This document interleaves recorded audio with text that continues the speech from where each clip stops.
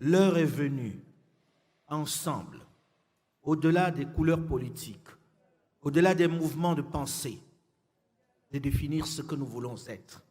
C'est quoi notre vision? Si vous vous levez le matin de chez vous et vous sortez, vous ne savez pas où vous allez, vous n'y arriverez jamais. Ce n'est pas possible. On va où? Que voulons-nous être? À part dire que nous sommes des démocraties, c'est quoi notre projet? Nous n'en avons pas. Ayons le courage de nous regarder dans les yeux en disant nous n'en avons pas. Nous sommes ministres, nous sommes chefs d'entreprise, nous sommes enseignants à l'université, mais en fait, c'est pour nous, pour notre famille, pour notre ego. Mais c'est quoi l'objectif? C'est quoi la vision? Ce débat, je l'ai eu avec quelques chefs, croyez-moi. Ils étaient un peu embarrassés. Je l'ai eu avec des gens de l'Union africaine. Ils étaient embarrassés. Est-ce que pour pouvoir faire un bon voyage, on ne doit pas définir où on va d'abord? Est-ce qu'on ne doit pas décider ce que nous voulons être pour que nous puissions adapter notre stratégie à ce projet? L'heure en Afrique est à la vision. Et cela dépasse largement les batailles et les joutes politiques. C'est là-dessus que nous devons nous entendre. C'est peut-être pour cela que nous sommes dans ces errements infinis, interminables. En Chine, ils savent où ils vont. Pourtant, ils n'ont qu'un seul parti, le Parti communiste. La bataille se passe à l'intérieur du parti. Mais on respecte la vision. Ils sont devenus la première puissance économique au monde. Les États-Unis peuvent bavarder, les Européens peuvent bavarder, etc. Quand la Chine ferme la porte, tout le monde est mal. C'est le cœur du monde. On les insulte à longueur de journée, mais tout le monde tourne et va les voir. Et ils sont aussi chez nous. Dans leur projet, nous étions aussi un endroit où il fallait aller chercher de la matière première. C'était dans une vision. Quel que soit celui qui prend la tête de l'État chinois, il respecte cela. Mesdames et messieurs, chers compatriotes, chers frères du continent, ceci doit être notre priorité. Qui voulons-nous être? Où voulons-nous aller? Que voulons-nous devenir? Le jour où nous aurons répondu à cette question, nous deviendrons la première puissance au monde. Définissons notre vision. C'est la clé. C'est la clé. Et puis vient le mode de gouvernance. Je ne vais pas revenir sur tout ce que chacun sait, sur les modèles que nous avons adoptés et qui montrent leurs limites chaque jour. On ne dit pas que la démocratie soit mauvaise, elle marche chez les autres, mais c'est le fruit de leur histoire. C'est le fruit de leur histoire, de leur civilisation. Peut-être qu'il faut qu'on pense à notre modèle à nous. Nous l'avons travaillé au sein de Mensa pour vous faire une proposition. Cette proposition, si elle paraît violente, pardonnez-nous. Nous sommes dans une réflexion profonde que vous allez enrichir, vous allez améliorer, vous allez nous chasser, nous battre. Mais nous voulons qu'on discute d'idées, pour une fois, qui soient les nôtres, pas celles des autres. Alors nous avons regardé comment fonctionne l'exécutif.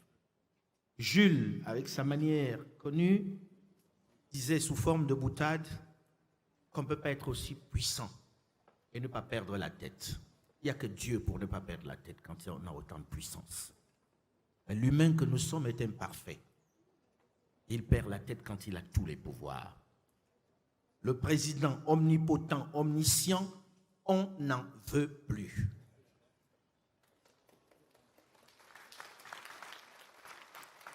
Le président qui a tous les pouvoirs, on n'en veut plus. Ça ne marche pas. Le président tout-puissant devient esclave des dragueurs, des baratineurs, de ceux qui viennent lui dire le soir qu'il est spécialement intelligent alors qu'il a besoin d'être conseillé. Ce n'est pas parce qu'on a juré un jour sur le Coran ou sur la Bible que d'un coup, vous êtes devenu plus intelligent que vous ne l'étiez hier. Vous êtes la même personne. Alors on ne peut pas vous donner tous les pouvoirs. Nous, à Mansa, on milite pour la disparition de ce poste de président de la République.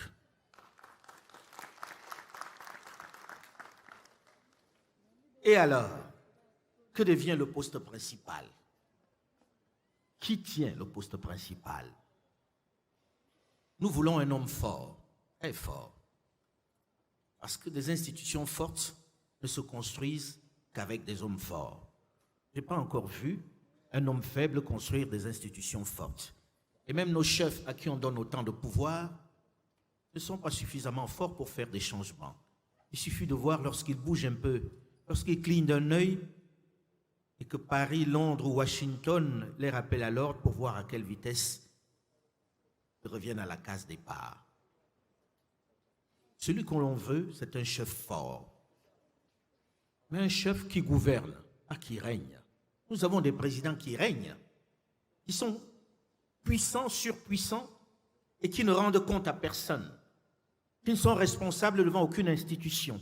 Une fois qu'ils sont élus pour 5 ans, ils feront les 5 ans et ils renouvelleront.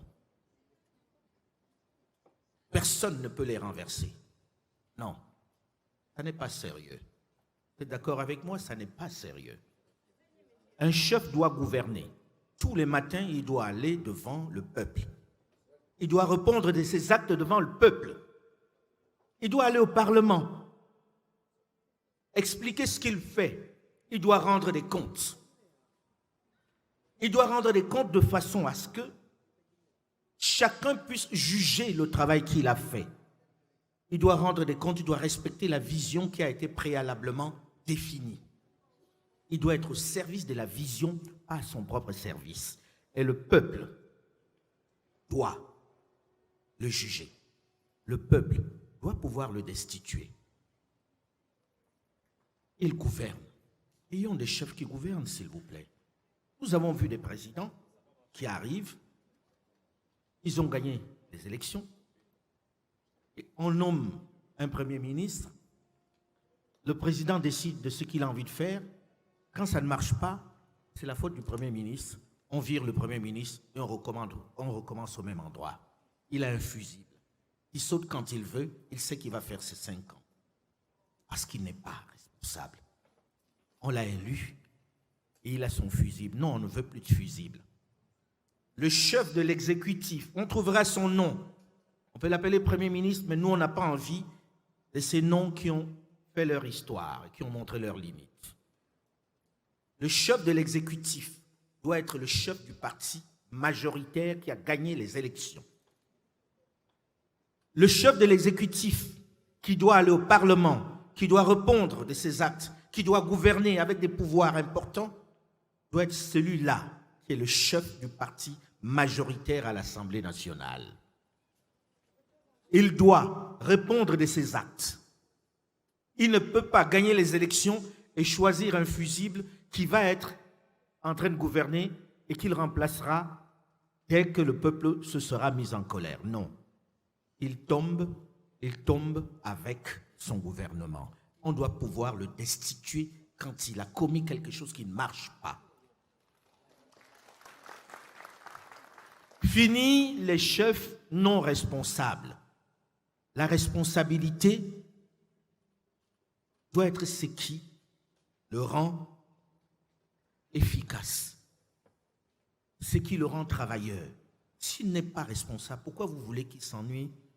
Pourquoi vous voulez qu'il prenne des décisions? Pourquoi vous voulez qu'il soit sous pression? Ce chef-là, on n'en veut pas. Et à côté de lui, nous ne voulons plus des ministres qui sont des copains. Ah oui, je prends un copain, il devient ministre. Ministre, je ne sais pas moi, de la fonction publique, ministre de l'agriculture, etc.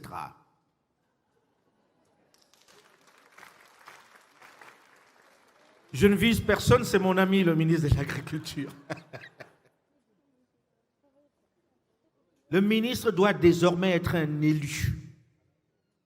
il faut qu'il soit proche au moins d'une partie de la population.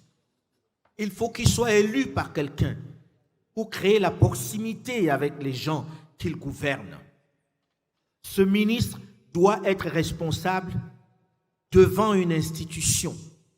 Ce doit être un élu. Il peut y avoir 2 ou 3 ministères techniques, comme le ministère des Affaires étrangères ou le ministère des Finances, où on n'a pas besoin forcément d'être un élu. Mais le reste, les membres du gouvernement doivent être des élus. Et quand ils tombent avec leur Premier ministre et leur Parlement. C'est obligatoire. Nous le pensons à Mansa. C'est notre modèle à nous. Un président du parti qui est Premier ministre ou ce qu'on veut, chef de l'exécutif, il peut arriver aujourd'hui au pouvoir et être destitué le mois d'après parce qu'il a fait une bêtise. On est pour ça. Il ne faut pas qu'il soit persuadé qu'il va faire ses 5 ans et que nous, on va le subir pendant 5 ans. Parce que si on va le subir pendant 5 ans, certains vont aller chercher les militaires pour le chasser. Et là, on va rentrer encore dans le cycle en disant oui, les militaires, oui, les militaires, oui, les militaires. Les militaires sont la conséquence, pas la cause. Travaillons sur les causes. Arrêtons d'incriminer les militaires et sachons que s'ils sont là, c'est nous qui avons fait qu'ils soient là. Et on a même été très contents qu'ils soient arrivés, comme disait à l'instant Gilles Domché, en disant quand on les a vus renverser certains régimes, secrètement dans nos chambres ou dans nos salons, on a bu du champagne. On s'est dit, ah quand même, parce que je connaissais quelques dirigeants, notamment dans ce pays, qui étaient des grands intellectuels. Enfin bref, je ne peux pas rentrer dedans. Ce qui veut dire que nous voulons la redevabilité. C'est la clé. Et le Fatoumata Sidibé Diarra le disait tout à l'heure, les partis politiques, dans tout ça, que deviennent les partis politiques? Pour paraphraser le grand maréchal Mobutu Sese Seko, que deviennent les partis politiques dans tout ça? Les partis politiques, on en a tellement. Il y en a même qui n'ont pas de siège. Le siège, c'est dans leur porte-monnaie. Parce qu'il est le grand timonier de sa famille, il se dit, je vais créer mon parti. Parce que dans son village, il a distribué un peu de riz, il crée son parti. On est arrivé dans certains pays à 732 partis politiques. 732 idées extraordinaires. 732. Et l'État doit financer tout ça. Il faut leur donner un peu d'argent. Il faut leur donner des 4x4. Quand les élections arrivent, c'est les rois. Et ils ne se gênent pas pour acheter les consciences, pour acheter les votes.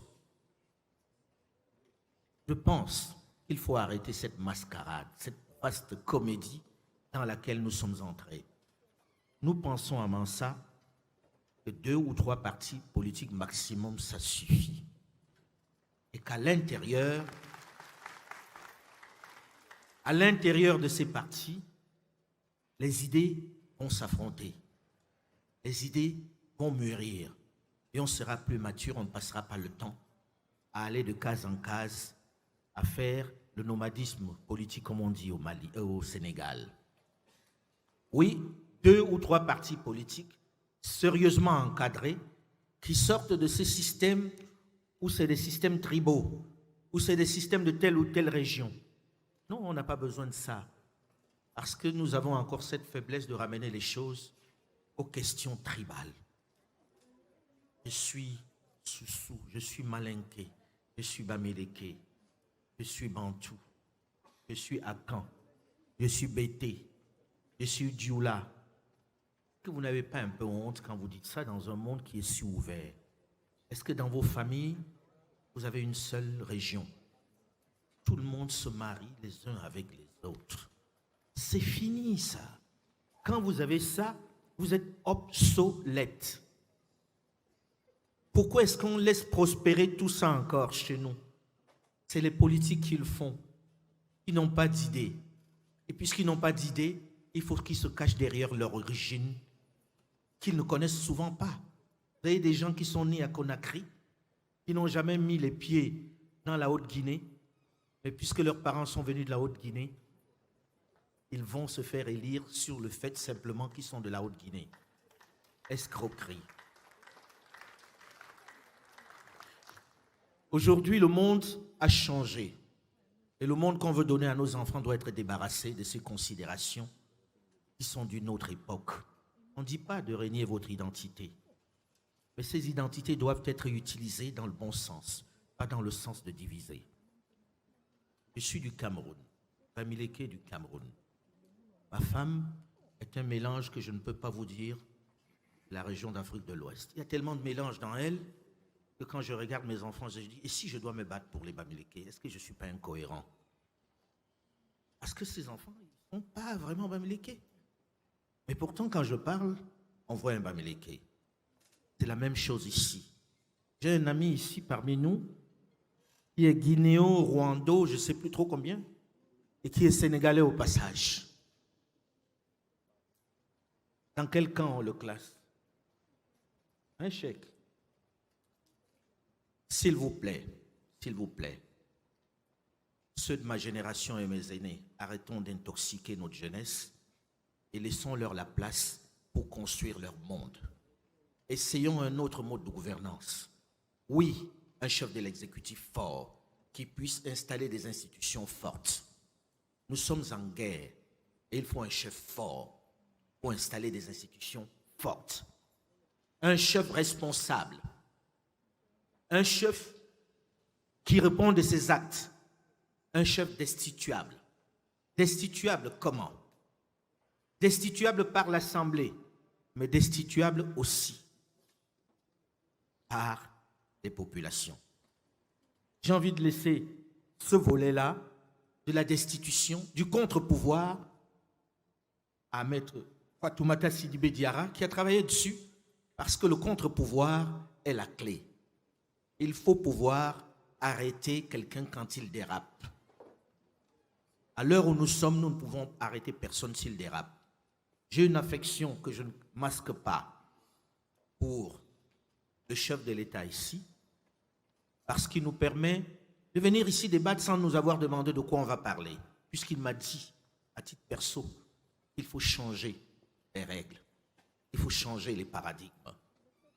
J'ai la faiblesse de le croire, c'est pour ça que j'ai amené un curieux bonhomme comme Jules Domché ici pour parler comme il a parlé, parce qu'on le pense tous, que ça fait beaucoup. Et je pense qu'il le pense aussi. Mais les circonstances veulent que ça soit comme ça. Maintenant qu'on veut changer, maintenant qu'on a une fenêtre de changement, une fenêtre de tir pour changer, peut-être qu'il faut qu'on se regarde dans les yeux et qu'on se le dise. On ne veut plus de chef tout-puissant, chef du ciel et de la terre, de la mer et des eaux, des oiseaux et des éléphants.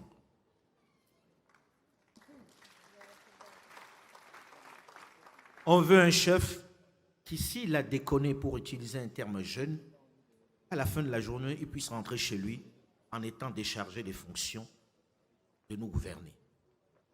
Et pour cela, il faut des contre-pouvoirs.